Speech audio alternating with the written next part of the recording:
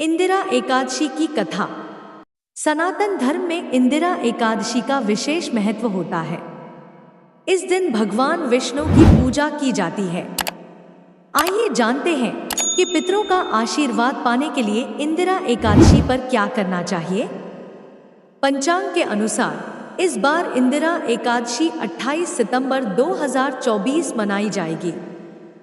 इस दौरान सिद्ध और शिववास का योग बन रहा है। इंदिरा एकादशी शुभ मुहूर्त कब है? पंचांग के अनुसार इंदिरा एकादशी की शुरुआत दोपहर 01:20 पर होगी। वहीं इसका समापन 28 सितंबर को दोपहर 02:49 पर होगा।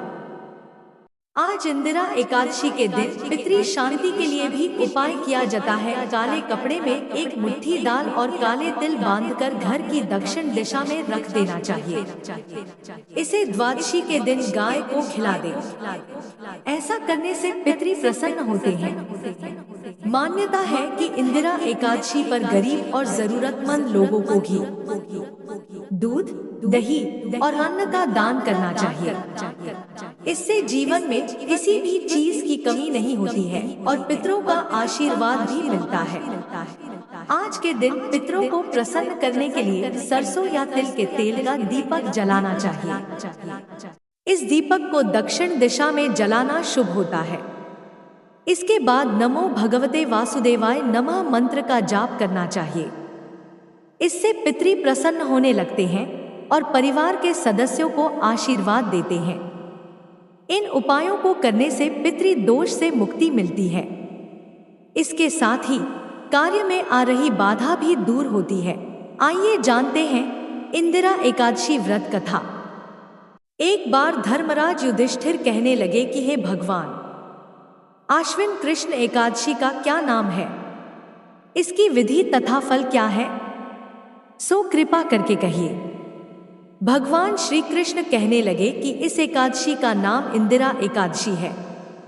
यह एकादशी पापों को नष्ट करने वाली तथा पितरों को अधोगति से मुक्ति देने वाली होती है। हे राजन, ध्यानपूर्वक इसकी कथा सुनो। इसके सुनने मात्र से ही वायपेय यज्ञ का फल मिलता है।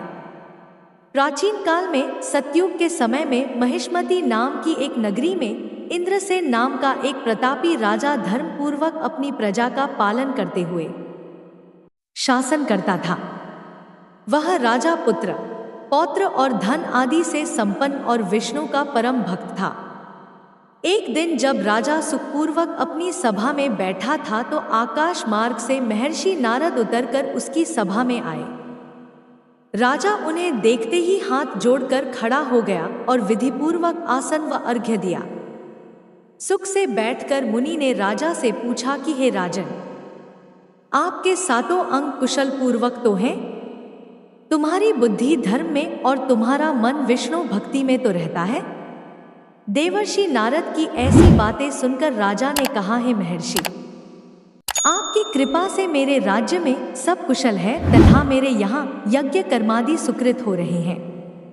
आप कृपा करके अपने आगमन का कारण कहिए। तब ऋषि कहने लगे कि हे राजन, आप आश्चर्य देने वाले मेरे वचनों को सुनो।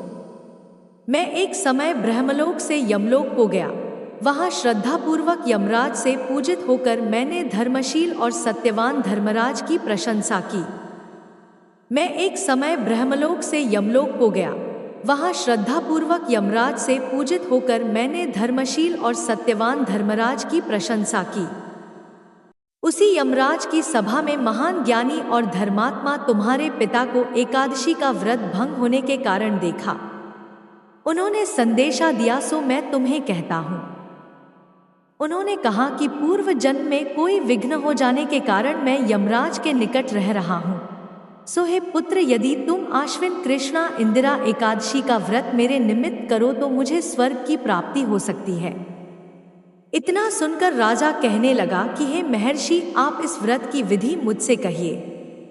नारद जी कहने लगे, आश्विन माह की कृष्ण पक्ष की दशमी के दिन प्रातःकाल श्रद्धापूर्वक स्नानादि से निवृत्त होकर पुनः दोपहर को नदी आदि में जाकर स्नान करें। फिर श्रद्धापूर्व पितरों का श्राद्ध करें और एक बार भोजन करें। प्रातःकाल होने पर एकादशी के दिन दातून आदि करके स्नान करें।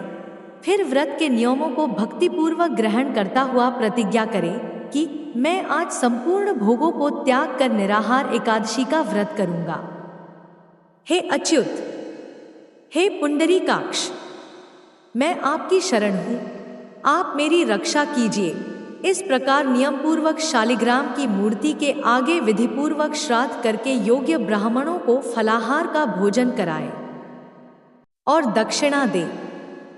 पितरों के श्राद्ध से जो बच जाए उसको सूंघकर गौ को दे तथा धूप, दीप, गंध, पुष्प, नैवेद्य आदि सब सामग्री से ऋषिकेश भगवान का पूजन करे।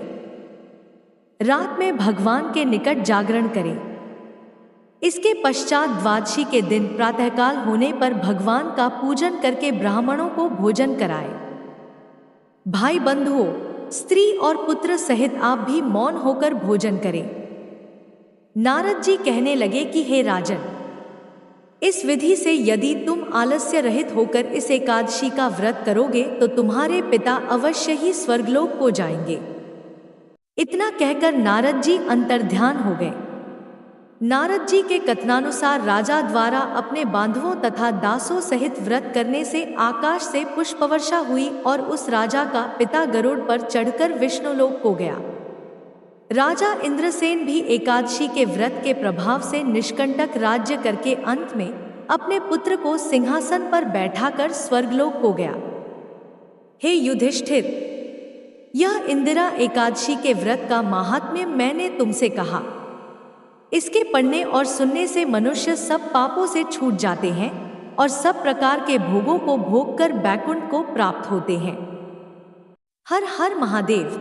कहानी कैसी लगी? अगर पसंद आए हो तो हमारे चैनल को सब्सक्राइब करें और वीडियो को लाइक करें। अपने फैमिली दोस्तों में शेयर करना ना भूलें। वीडियो को पूरा देखने के लिए आपका धन्यवाद।